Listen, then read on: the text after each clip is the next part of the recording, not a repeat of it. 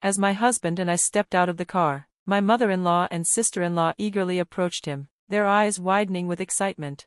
"Hey, Matthew, what's with this car? It looks amazing," my mother-in-law gushed. "I'm glad you finally decided to live on our side of society, but still, isn't it a bit bold to buy such a luxury car all of a sudden?" Matthew, my husband, let out a small chuckle before responding, "This isn't my car, it belongs to Nancy's father." "What?" my mother-in-law and sister-in-law exclaimed in unison, their faces frozen in shock. Their confusion only deepened when my parents stepped out of the car. The stunned expressions on my in-laws' faces were priceless as they took in the sight before them. "What an expensive-looking suit," my sister-in-law whispered, "and that dress. I've seen it before, it's a high-end brand. Why are Nancy's parents wearing such luxurious outfits?" I should probably introduce myself properly. My name is Nancy, and I'm a 28-year-old office worker. I married my husband, Matthew, last year. Ever since we started dating, Matthew has always been kind, caring, and supportive. He's not only a wonderful partner but also an excellent cook, better than me. Even, since we both work, we divide the household chores fairly, supporting each other in everything we do. Life with him is truly happy and fulfilling. However, there is one dark cloud in our otherwise peaceful life: my in-laws. They look down on me, assuming I'm poor, and never miss an opportunity to belittle me and my family. Why do they assume I'm poor? I believe it all started when our families met for the first time before our wedding. My husband's family consists of 4 people: his father, his mother, his younger sister, and himself. My father-in-law worked as a banker and was reasonably wealthy. He and the rest of the family wore only designer clothes and treated luxury items as status symbols. My husband, on the other hand, was different. He had no interest in high-end brands and often bought second-hand clothes online, wearing them until he felt they had given him their full worth. So, when I met his family, I was taken aback. Their values and personalities were nothing like my husband's. I even wondered if he was adopted. Matthew once told me that he had chosen to live alone as soon as he started college because he couldn't relate to his family's obsession with wealth and social status. To them, being rich was the ultimate measure of a person's worth. The first time my in-laws met my family, their attitude was downright rude. My father owns a small factory, and as soon as my in-laws learned that, they began making snide remarks. "He runs a factory? Yes, he might be a president, but a factory I've never heard of must be struggling. A bank like mine wouldn't even consider giving him a loan," my father-in-law scoffed. It was shocking to hear such insulting words from someone I had just met. I was furious, but my husband had already warned me about their nature, so I managed to stay calm. My parents, too, remained composed, having been briefed by Matthew in advance. "Well, it's true our business is small, but we've been fortunate enough to continue operations and pay our employees' salaries," my father replied with dignity. "How many employees do you even have?" my mother-in-law sneered. "Oh, by the way, Nancy has an older brother, right?" "Yes, our son is working today. He couldn't join us." "Oh, he's working. Does he have a decent job, or is he stuck in your little family business too?" "He works at my company," my father answered simply. At this, my in-laws burst into laughter. "A family business? A family that can't even take a day off must not be doing well," my father-in-law mocked. Their cruel words continued, despite Matthew's repeated attempts to shut them down. In the end, he had to forcefully end the meeting. That day left a lasting bad impression on me. My in-laws clearly looked down on my family, and they never hesitated to remind me of it. Some people might have reconsidered marriage after such an experience, but my love for Matthew was stronger than that. I decided to marry him regardless. As long as I avoided interacting with my in-laws, I believed we could live happily and peacefully. Matthew also had no fondness for his family. He rarely visited them, and I was content to keep my distance. However, about a year after our wedding, my in-laws started to grow restless. They weren't happy that we had cut them out of our lives and began forcing their way back in. My mother-in-law and sister-in-law started visiting our home frequently, showing up unannounced just to criticize me. "Matthew doesn't come home at all anymore. That means you're stopping him, isn't it?" my sister-in-law accused. "She must be," my mother-in-law agreed. "She must be so jealous of our luxurious lives." Well, I don't blame her. Poor people don't have our standards, but at least have a baby soon. If you don't give birth to an heir, You're just a worthless woman leeching off Matthew's fortune. Their comments were relentless. Since my job allowed me to leave work on time, I usually got home earlier than Matthew, who often worked overtime and returned around 9 p.m. During those few hours before he arrived, my in-laws would barge into our home and mock me non-stop. Matthew works for a great company. You should be living in a nicer place. My husband and I think this house is big enough for us. Oh, so it's not what Matthew thinks, it's just what you think. Don't impose your standards on him. They even had the audacity to rummage through our fridge. There's nothing fancy in here, no caviar. I guess I shouldn't be surprised. Their comments became increasingly aggressive. Why did Matthew even marry someone like you? A poor, boring woman. Just remember, if you even think about touching our money, you'll be erased from society. Their words were cruel, their presence suffocating. I repeatedly complained to Matthew, who scolded them every time, but they refused to change. Instead, they began waiting outside my apartment for hours, ambushing me when I came home.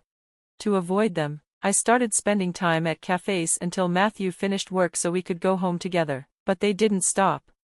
Look at her, she's a pest, clinging to Matthew and taking away his freedom. They jeered when they saw me returning with my husband. It was actually more disturbing that they waited outside for 3 hours just to harass me. Matthew was disgusted by their behavior and even reached out to his father for help, but his father only scoffed and said, "A poor wife is rare in our family." I knew then that this couldn't continue. If we let them keep behaving this way, our marriage would be in danger. I had to take matters into my own hands. I decided to use my last resort. I have always enjoyed standing my ground, but my in-laws had pushed me too far, and I was not going to back down. A few days later, my husband and I decided to visit my in-laws. When we told them we were coming, they seemed thrilled. My mother-in-law even said, "I'm so happy to see Nancy after such a long time. I don't know what kind of fun she finds in keeping my son away." We arrived at their house for the weekend in a luxurious car. As soon as we pulled up, my in-laws rushed outside with excitement. "Matthew, what's with this car? This is incredible. I'm glad you finally decided to embrace a higher standard of living, but buying such an extravagant car out of nowhere is quite a bold move, isn't it?" my mother-in-law said with admiration. My husband chuckled and replied, "This isn't my car, it belongs to Nancy's father." "What?" my mother-in-law and sister-in-law gasped in unison. At that moment, my parents stepped out of the car, dressed in elegant, high-end clothing. My in-laws were left speechless, their eyes widening as they took in my parents' appearance. "That suit looks expensive, and that dress, I recognize that brand. It's a luxury label. Why are her parents wearing such expensive clothes?" my sister-in-law whispered, clearly unsettled.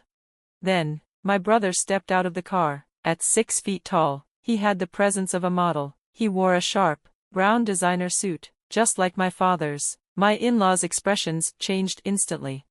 "Who is that handsome man?" my mother-in-law asked curiously. "Nice to meet you, I'm Finn, Nancy's brother," he said, introducing himself politely. My in-laws were completely dumbfounded. The last time they saw me, they assumed my family was poor, but now, they saw a completely different side of us. My husband, noticing their reaction, urged them, "What are you doing? Hurry up and show my family around the house." Quickly recovering from their shock, my mother-in-law and sister-in-law scrambled to welcome us inside. "We'll have tea ready for you right away," they said, their attitudes shifting dramatically. As we sat in the living room, they couldn't contain their curiosity. "How can you afford to wear such luxurious brands?" my mother-in-law finally asked. It was laughable how easily their demeanor changed based on appearances alone. Calmly, my father responded, "Our factory may be small, but we hold a world-exclusive patent for the parts we manufacture. We receive orders from major Japanese companies as well as international corporations." Their faces turned pale. My mother-in-law and sister-in-law immediately began treating me with kindness, while my father-in-law sat in awkward silence. Meanwhile, my sister-in-law took a sudden interest in my brother and started chatting with him enthusiastically. "What kind of work do you do at your father's company?" she asked eagerly. "I've always been skilled in English, so I manage overseas business meetings. I spend about half the year traveling abroad," my brother replied. "That's so impressive. Are you single, Finn?" she probed. "No, I'm married," he answered firmly. Unfazed, she shamelessly continued, "That's too bad. but I think I'd be a better match for you than your wife. What do you think? If you're interested, why don't we go out for dinner? I was stunned by her audacity, but my brother was quick to put her in her place. With a smirk, he replied, "Are you serious? That's funny. Do you really think you're more desirable than my wife? My wife is a former model, highly educated, and the daughter of a renowned company president. By any standard, you're not even close to her level." It's amusing how people who think they're rich misunderstand their own status. I don't mean to be rude, but you should understand your place and focus on living a meaningful life. His words hit hard. My sister-in-law turned pale, her body swaying as if she might faint. She was so shocked she couldn't even respond. Finally, my father turned to my in-laws and said, "Honestly, I don't care about how much money a family has. Of course, financial stability is important, but a person's worth isn't determined by wealth alone. Let's try to be decent human beings and not let money consume us. I apologize if we were a little harsh today." He then bowed respectfully. My in-laws, completely shaken, immediately bowed back to him, their faces filled with regret.